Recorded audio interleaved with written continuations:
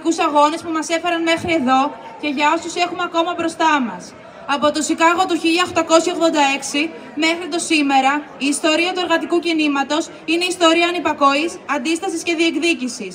Και σήμερα, 139 χρόνια μετά, η μάχη για ζωή με αξιοπρέπεια είναι πιο επίκαιρη από ποτέ.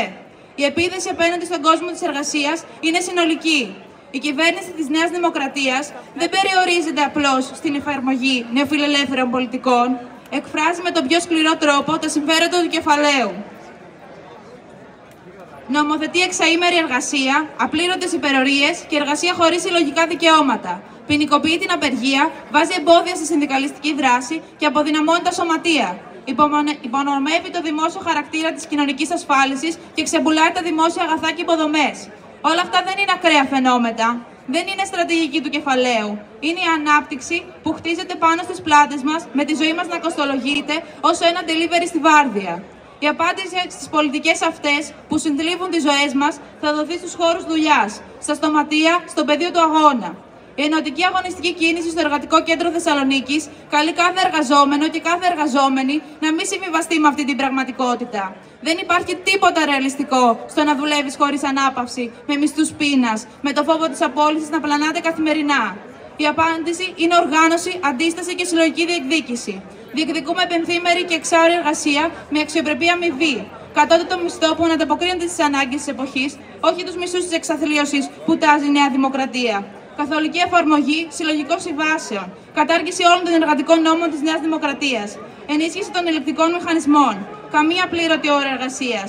Επαναφορά της προστασίας από ευθερεσίες απόλυσης και ενίσχυση της σταθερής εργασίας. Η ΕΑΚ στο ΕΚΟΥΘΟΥ αγωνίζεται για ένα εργατικό κέντρο δημοκρατικό, αγωνιστικό και ταξικό. Ένα κέντρο που δεν θα σιωπά, δεν θα εξυπηρετεί κομματικές ισορροπίες, αλλά θα μπαίνει μπροστά στους αγώνες, μαζί με τα πρωτοβάθμια σωματεία και τα συμφέροντα της εργατικής τάξης. Είναι στο χέρι μας να ξαναδώσουμε περιεχόμενο στη συλλογική οργάνωση και ταξική εκπροσώπηση. Στη 1 Μάη δεν κάνουμε πίσω. Συμμετέχουμε μαζικά στην απεργία. Διεκδικούμε δουλειά και ζωή με αξιοπρέπεια.